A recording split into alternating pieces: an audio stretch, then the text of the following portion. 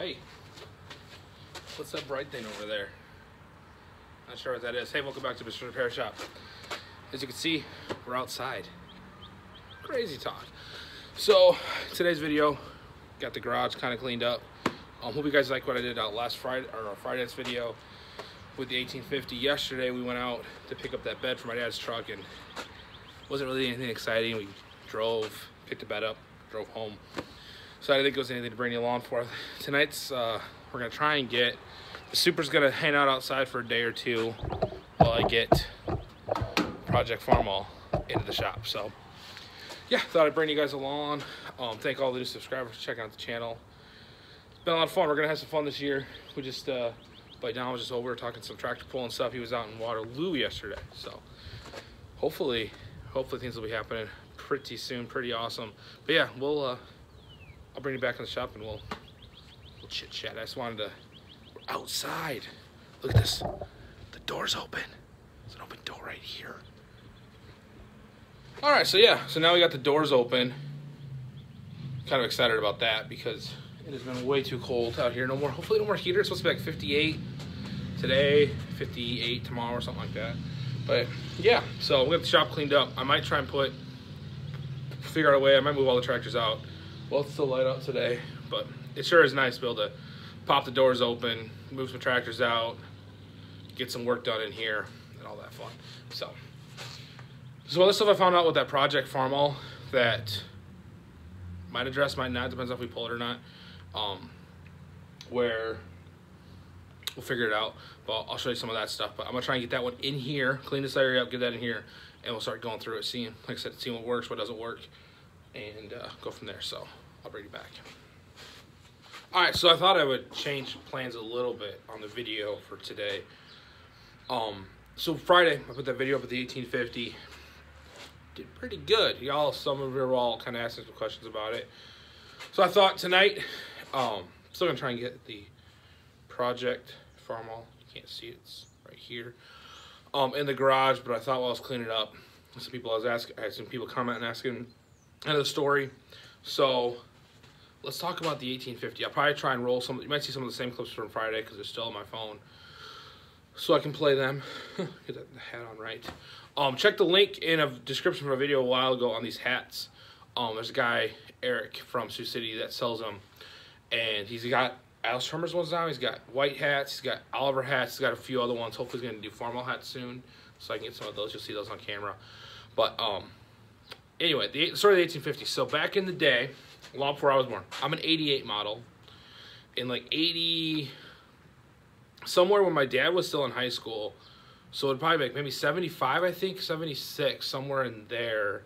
Let's say they got the 880. 880 that we're talking about, you haven't seen. Maybe one video is like I kind of pointed it out. That's actually a Misty 880. It's a 1959 model, one of the 259 that were mist green. They got that on the farm, and that was their big horse. My dad talks about when they had the 770, the change when they went to having an 880. That was the big horse. Fast forward, it had duals. We actually have duals for that one. So sometime in high school, my dad actually repainted it, had the duals on it. Somewhere there's a picture, I won't be able to find it for tonight's video, of it with dualed up, with the narrow front end. Look, it was a big horse. And so they had that. That was their big horse. Dad goes away to college. He actually moved out to Seattle for 11 years in the 80s. And during that time, the motor had been rebuilt, let's say like a couple years before, like maybe 80 or something. Something happened to it in 82, and the motor seized up. Got water in it. Something happened, or a head gasket went. But however it worked, it broke in 82, 83, somewhere in that time. Again, before my time, long before I've ever been around. At the time, my grandpa, you know, it was the 80s. If you guys all know, farming-wise, I know history, 80s were a tough time. We actually, I mean, they was lucky we still had the farm today after going to the 80s.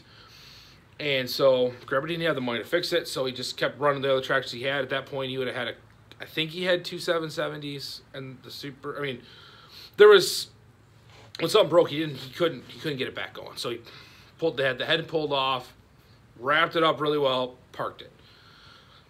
So my dad knew that, and he would come home a couple times a year. Well, in 80, I want to say 85, but my dad will call me afterwards after he watches the video and tell me maybe I was wrong. But let's say for the time being it was 85. my grandpa called my dad and said about Seattle again. It was in the 80s, hard to get a phone call. I think I might have told some of the story, so I apologize if you've already seen this, but I've had some new subscribers since then, so sorry. Dad calls my grandpa, or my grandpa calls my dad and was talking about, they were picking and he pulled 2 wagons up the lane. It was a pretty good pull. My dad's thinking, 2 wagons. Like, at that time, their biggest tractor was 770. It was going to be pretty mad to do that. So my dad's thinking, maybe they got the 880 going because, and my grandpa was the kind of guy where he would try and he liked to surprise you with stuff. So he'd tell you a little bit of it, but he wouldn't tell you the whole thing. And so he's like, yeah, I pulled 2 wagons up there. I got something to show you when you come back in the spring. So my dad's thinking, well, maybe the 880s. Maybe you got the 880 fixed, maybe it was a good, good deal. So my dad comes home in the spring and comes home. We go out to the farm and Grandpa goes, I got to show you something. So they go up to the machine shed. I think the machine shed, maybe it was in, it's probably tore down now. Maybe it was a corn crib. Let's say it's a corn crib for all intents and purposes, but it probably wasn't actually the corn crib.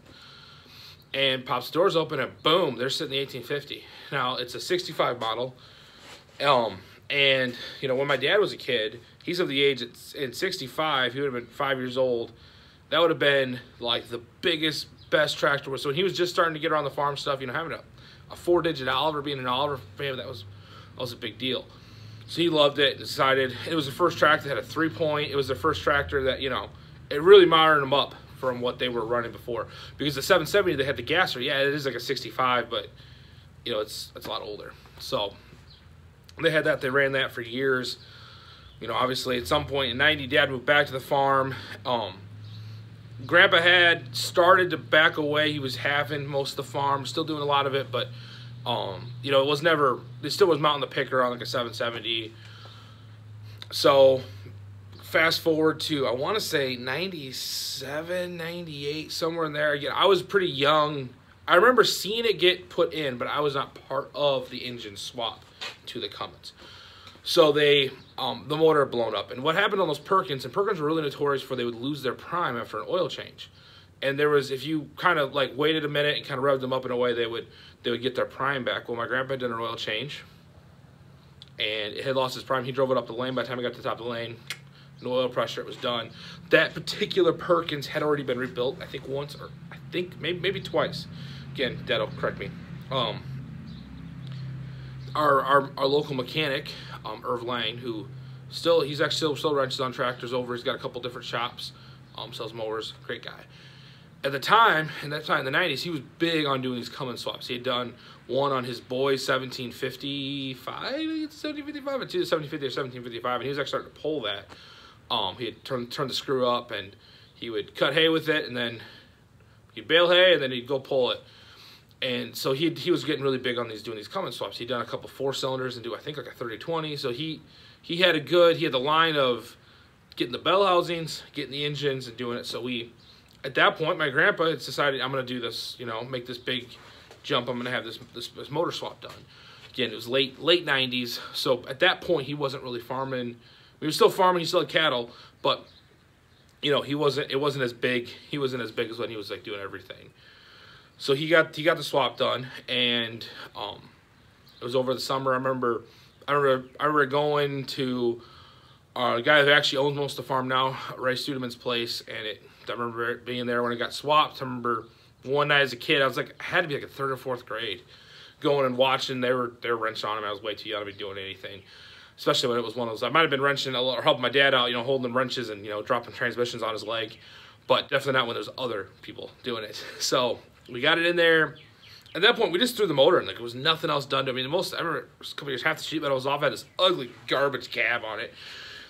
Got it back, and we used it. I mean, at that point, it wasn't, again, Grandpa wasn't really farming as much anymore, but he still had cattle, so we were using it to move big bales. We moved a lot of big bales with it.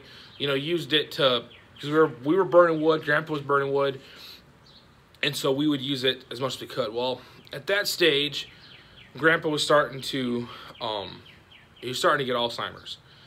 Ran in the family, knew it was coming. And so Dad had thought, he wanted to be able to repaint it before, he wanted Grandpa to be able to drive it a little bit before, he got too bad. And so he decided he was going to paint it. And again, this had to be, man, my math is bad, but maybe like 2000. I mean, I know we had it for a couple years. And that era, like, I wasn't at the farm as much because I was busy being a 4th grade kid that we still lived in town. So that my numbers might be off. But he said he was going to repaint it. We pulled the cab off. We actually painted the cab, put the cab back on, and then as soon as Grandpa was done driving it, we ripped that stupid cab off. But he got it actually repainted, painted it all up, and at that stage, we're going to get re-decaled. And this is where the 1850T story comes around. And we had been at a Farm Progress show, and there was a 1950 that had a big block Chevy in it. And it was labeled 1950-LE. It was, what LE? Limited edition. Had a big block. We thought that was kind of cool. So I had said something to my dad, like, hey, you know, what if we got custom decals made that said 1850T? Because there was a 1950T, all the other guys know. And, get that out of here, sorry. So we called Dumont's, might be saying their name wrong. They ran the museum. Actually, they just had their big sale. They just got out of running the Big Oliver Museum, and they were doing decals. They still do decals. So if you're looking for high-quality decals, we actually called them up and said, hey, we kind of this idea Dad had, or that we had, and they made them. Actually, there's a few sets. I think they had to make a few sets to work it all out, but it worked. Put it all in there, finished painting it. You know, that's by the time we got that all done and painted. I mean, we had it painted, and we had to get all the badging on because with the way the 1850 with the motor swap, there's extra holes in the sheet metal because of, you know, things are in different places. Technically, like the dash pedestal's off of 1950, I believe, because of how with the way the gas tank had to be. We had to put a different gas tank on it because of how the Cummins was. Yada yada yada. Anyway, long story. So then fast forward to, we should be in about, say like 05, 06, somewhere in there, because I was in high school, so we used it for my senior pictures. And actually, there's been some pictures on the Oliver page that have been somehow, somewhere, those ended up online. I think I put them on like is it called Car Domain, an old like social media for cars way back in the day. I think that's where those came from. Because the guy was like, hey, I found these pictures on the net. I'm like, that's our tractor, actually. Whatever. And so we put them, we used them for my senior pictures, and from that we actually entered it into a couple Oliver calendars. So in I think 07 maybe, 07, 08, somewhere in there, it was actually in a couple calendars. At this stage it was before fender tanks like it has now, didn't have duals like it has now. There's pictures of the duals somewhere. I'll try and find them. Might be throwing some in somewhere here. We actually had a couple calendars. At that point we were approached to go to the Waterloo show. This would have been the 08 winter get together was in Waterloo, so we got to take it out there, and it was cool because I had a ton of Oliver guys that were like, "What is 1850T? Never heard, you know, this wasn't real, right?" I said, "No, it's a trick." But like I said, at that point, so my grandpa was still alive to be able to drive it once it was repainted, and then he started. Like I said, the Alzheimer's started getting worse. So there's actually some pictures of like from when we took my senior pictures. And we actually had that tractor was actually at my graduation party and my wedding, where he got to see it before he finally passed, or once he passed. So he got to see it, and he got to drive it a little bit once it was painted, but he was starting to. It was, you know, like I said, he was starting to not be able to get around as well, but he did get to see it. And that was the rain. Well, I wanted that one painted because that was, even though it wasn't his first tractor, that was a big deal when he was able to get that 1850. And so now it's technically retired.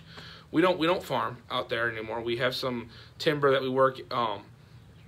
We have some other things that does a lot of things around the farm, but it doesn't. You know, we don't go out in the field and thrash on it. We have some. I actually got to do some fixes on it. I got to fix the hydraulics because Dad was picking up a really big log with it, and something broken. Something's not right in the 3-point where it won't go up all the way. You can lift it up all the way, but it won't on its own go up. So I got to tear into that at some point. But yeah, so that's where, and then after that, at some point we picked up the front weights for it. So we have the front slab to keep the front end down. We got duals for it. We picked up the tank fenders for it. And just kind of making it where, and we also, when we were taking over the farm, there used to be a 770 diesel out there, and we traded that for a 5-bottom 575 plow that we had painted up a couple of years ago. At some point you'll see that. I don't think I have any pictures on my phone of that, but imagine a 575 plow that's painted. 5-bottom plow, and it's sitting on a trailer, so when we go to play with it at shows this year, we can just load it up and go. But yeah, so that's the story of the 1850. I thought I'd kind of explain it a little bit. A lot of people had some questions about it. If you are wondering, so on the technical side, this is all I really know because, again, I was like in 3rd grade when we did it. You have to get a bell housing. A Perkins tub is perfect because there's like the fabrication to make it fit is really easy. And that was really the main things. Is there's a bell, they make a bell housing. I think they still do. It's a company that makes the right bell housing. And I think technically, if you started digging, because there was whites that had that 5.9 in it, you could probably try and find white parts and make them work in an old Oliver too. But I mean, I know that at the time it was, you know, this part number, boom, you hit this bell housing. That was probably the most expensive part other than the engine. So thought that kind of clears it up. If you got any more questions, let me know in the description. I'll keep plinking away. Maybe I'll start working on another video maybe of the, you can't see, that's the Super there in the background, but of the other tractor. But I thought I'd kind of do this little story time, tell you guys a little bit about the 1850, so that way you kind of know, for those who had some questions about it. And you'll see some more content out of that. Every time I go to the farm, like I said, that's our main workhorse. We have that, and we have that 770. That's also, I think that's a 60. Dad's gonna correct, might be a 66. They're all the same era. Our 550 and our 770 and our 1850 are all within a year of themselves. So that's kind of cool because, as you guys know, Oliver guys, the 770 and the 550 got to stick around longer than the other 3 digits because they were handy. At the time, the 770 was a perfect chore tractor, especially until the 1550 and the, you know, before they came out the 15 and the 16, 55s and so on. And even then, they were still, that 770 was just a handy little tractor to have, and so it went from that being one of the biggest tractors to a lot of guys using that as a nice little chore tractor.